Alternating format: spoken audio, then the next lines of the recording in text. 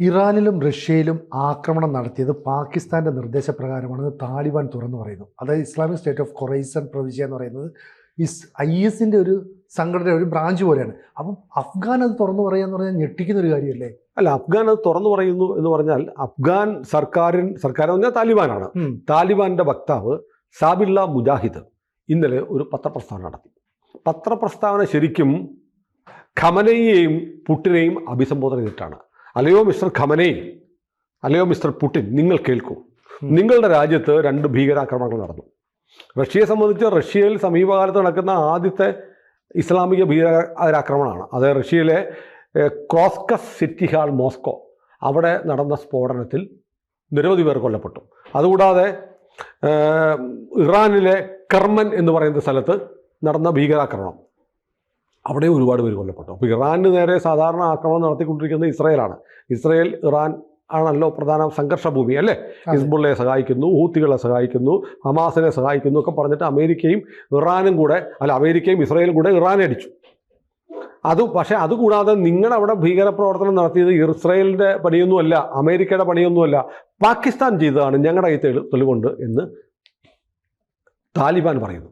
താലിബാന്റെ ഔദ്യോഗിക വക്താവ് വാർത്താ സമ്മേളനം വിളിച്ചിട്ട് പറയുകയാണ്. ശരിക്കും അത് പുട്ടിനെയും ഖമനയെയും വിളിച്ചിട്ട് പറയാം, നിങ്ങളുടെ രാജ്യത്ത് കുഴപ്പമുണ്ടാക്കിയത് പാകിസ്ഥാനാണ്, ISI ആണ്. IS-നെ കുറിച്ച് പറഞ്ഞു. IS-ന്റെ ഒരു വിങ്ങായ ISK Khorasan, Islamic state Khorasan എന്ന് പറയുന്ന സംഘടന പാകിസ്ഥാൻ ISIയുടെ പ്രോക്സിയാണ്. അവരുടെ കാര്യങ്ങളൊക്കെ തീരുമാനിക്കുന്നത്, അവരെന്ത് ചെയ്യണമെന്ന് തീരുമാനിക്കുന്നത് എല്ലാം പാകിസ്ഥാനാണ്.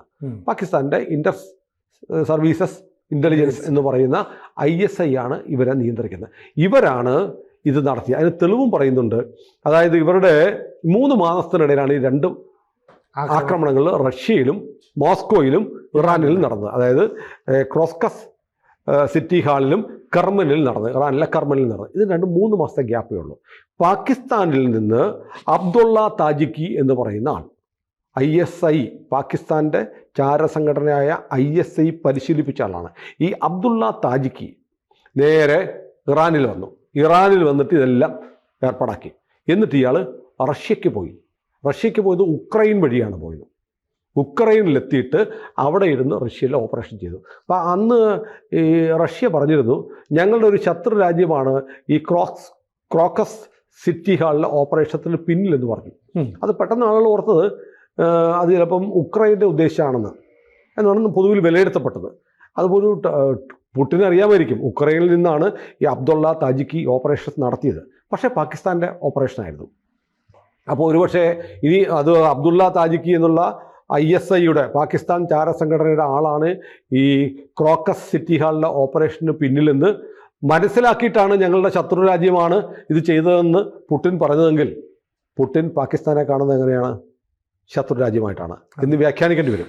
അല്ലെങ്കിൽ ഉക്രൈനാണെന്നുള്ള തെറ്റായ എനിക്ക് തോന്നുന്നില്ല റഷ്യക്ക് തെറ്റായ വിവരമൊന്നും കിട്ടാൻ സാധ്യതയില്ല. കാരണം ഇന്ത്യൻ ഇൻ്റലിജൻസ് ഏജൻസികൾ അന്ന് തന്നെ കണ്ടെത്തിയിരുന്നു ഈ മോസ്കോയിലും കർമനിലും നടന്ന ആക്രമണങ്ങൾക്ക് പിന്നിൽ പാകിസ്ഥാനാണെന്ന് ഇന്ത്യ നേരത്തെ കണ്ടെത്തിയിരുന്നു.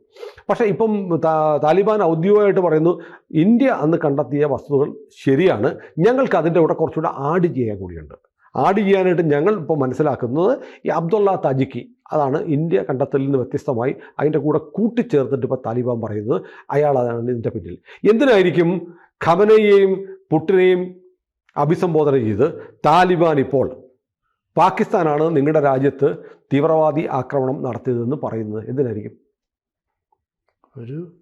ഇന്ത്യയെ സപ്പോർട്ട് ചെയ്ത് അന്ന് ഇവരിട്ട് പണി കൊടുക്കുക ചേട്ടാന്ന് പറയുന്നില്ലേ? അതെ, ഇന്ത്യക്ക് വേണ്ടിയിട്ട് ഞങ്ങൾ കൂടെ നിൽക്കുകയാണെന്നുള്ളൊരു. അതൊന്ന് മാത്രമല്ല, പാകിസ്ഥാനും അഫ്ഗാനിസ്ഥാനോട് ഇപ്പോൾ യുദ്ധത്തിലാണ്, തമ്മിൽ യുദ്ധത്തിലാണ്.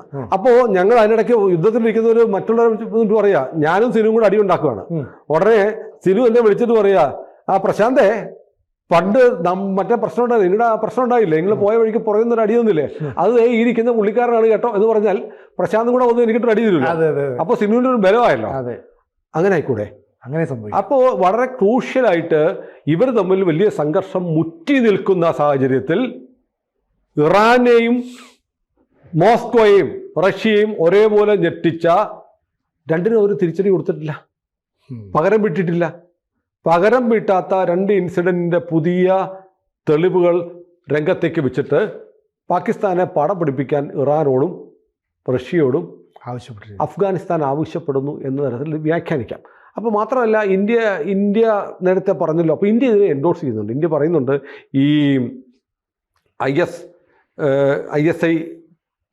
ISK എന്ന് പറയുന്ന ഇസ്ലാമിക് സ്റ്റേറ്റ് ഓഫ് ഖൊറാസാൻ, അത് ഇന്ത്യയിൽ പോലും അതിൻ്റെ ചില മോഡ്യൂൾസ് ഉണ്ട്. റാഞ്ചിയിൽ നിന്നും ഡൽഹിയിൽ നിന്നും നമ്മൾ അവരുടെ മോഡ്യൂൾസിനെ കണ്ടെത്തിയിരുന്നു. അവരുടെ ഒരു മാസിക വന്നിട്ട് അതിനകത്ത് കവർ സ്റ്റോറി കൊടുത്തിരുന്നു. നരേന്ദ്രമോദിയെ കൊല്ലണം, യോഗിയെ കൊല്ലണം, അമിത്ഷായെ കൊല്ലണം എന്നൊക്കെ പറഞ്ഞ് സ്പെഷ്യൽ ലെക്ക അവർ ഇറക്കിയിരുന്നു. അപ്പോൾ ഈ ഇന്ത്യക്കെതിരെയുള്ള പ്രവർത്തനങ്ങൾ മാത്രമല്ല, പാകിസ്ഥാൻ ISI ഇറാനിൽ കയറി കളിക്കുന്നുണ്ട്, മോസ്കോയിൽ കയറി കളിക്കുന്നുണ്ട്. ഇപ്പോൾ മോസ്കോയിൽ അത് പുതിയൊരു ഇൻഫർമേഷനാണ്. പാകിസ്ഥാൻ എന്താണ് മോസ്കോയിൽ കയറി അറ്റാക്ക് നടത്താൻ അവരുടെ കയ്യിലുള്ള ISനെ എന്തിനു നിയോഗിച്ചു എന്നൊരു ചോദ്യം വരുന്നുണ്ട്. അതിൻ്റെ ഉത്തരം സ്വാഭാവികമായും ചെന്നെത്തുന്നത് അമേരിക്കൻ താല്പര്യം എന്നായിരിക്കും. കാരണം അമേരിക്കയ്ക്ക് ശത്രുത റഷ്യയോടുണ്ട്.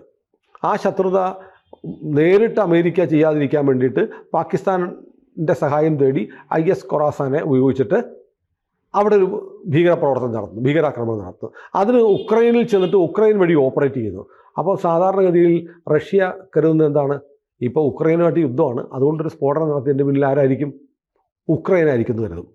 അപ്പോൾ എംബ്രാൻ്റെ വിളക്കത്ത് വായരുടെ ഊണ് എന്ന് പറയുന്നത് പോലെ ഉക്രൈനെ മറയാക്കി, സിനു പറയുന്നത് അല്ല, എങ്ങോട്ട് വേണമെങ്കിലും ഉക്രൈനെ മറയാക്കി പാകിസ്ഥാൻ്റെ താല്പര്യങ്ങൾ സംരക്ഷിക്കുകയാണോ? ഇതങ്ങനെ വലിയ ചോദ്യമാണ്. അപ്പോൾ ഏതായാലും ഈ പതിവില്ലാതെ ഒരു യുദ്ധം, ഒരു സംഘർഷം മൂർച്ഛിച്ചിരിക്കെ ഒരു കക്ഷിയെക്കുറിച്ച് മറ്റ് രാജ്യങ്ങളോട് നിങ്ങളെ ഉപദ്രവിച്ചവനാണ് ഇവൻ എന്ന് ഈ ആക്രമണത്തിൽ ഏർപ്പെട്ടിരിക്കുന്നു മറ്റൊരു കക്ഷി വിളിച്ചു പറയുന്നത് അത്ര സുഖകരമായ കാര്യമല്ല. മറ്റുള്ളവരെ കൂടെ ഈ സംഘർഷത്തിലേക്ക് ഇൻവൈറ്റ് ചെയ്യുകയാണ്. അപ്പോൾ എന്തായാലും ഈ വിവരങ്ങൾ ഇപ്പോൾ വാർത്താസമ്മേളനം നടത്തിയിട്ട് സാബിള്ള മുജാഹിദ് പറഞ്ഞത് ഒരുപക്ഷെ ഈ രണ്ട് രാജ്യങ്ങൾക്കുള്ള മെസ്സേജായിട്ട് പോയിട്ടുണ്ടാവാം. ഇറാനുമായിട്ട് ഈ പറഞ്ഞ പോലെ ഇസ്ലാമിക ഭരണമാണ് താലിബാനുള്ളത്. അതുകൊണ്ട് തീവ്ര ഇസ്ലാമിക കാഴ്ചപ്പാടുള്ള ഒരു ഭരണകൂടമാണ് ഇറാനിൽ ഇപ്പോൾ ഉള്ളത്.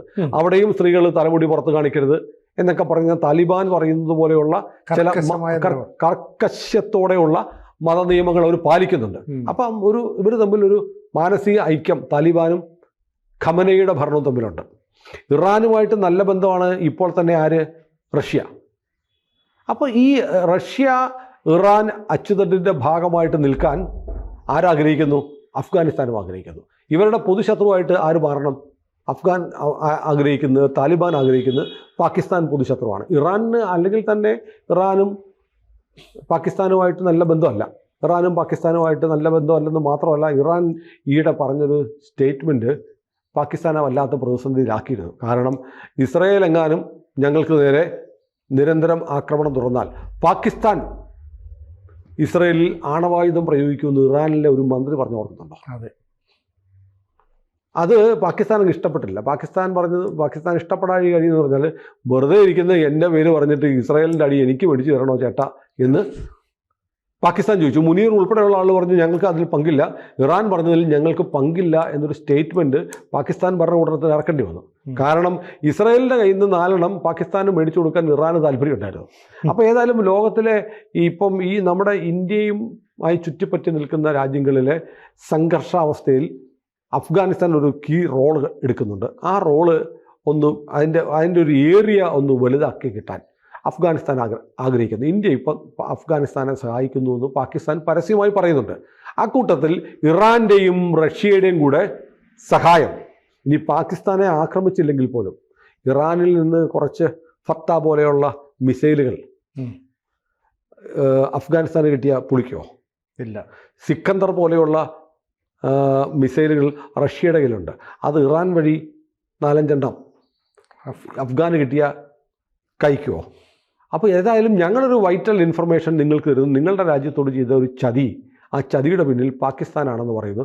ചേട്ടൻ വന്ന് അടിച്ചിട്ട് ഞാൻ എല്ലാ സംവിധാനവും ചെയ്തു തരാം എന്നാണ് ലളിതമായി ഇതിനെ വ്യാഖ്യാനിക്കുന്നത്. അപ്പോൾ യുദ്ധം കൂടുതൽ എസ്കലേറ്റ് ചെയ്യണം, പാകിസ്ഥാനെ മുച്ചൂടും മുടിക്കാൻ ആരുടെ സഹായവും ഞങ്ങൾ തേടുമെന്ന് താലിബാൻ പറയുകയാണ്.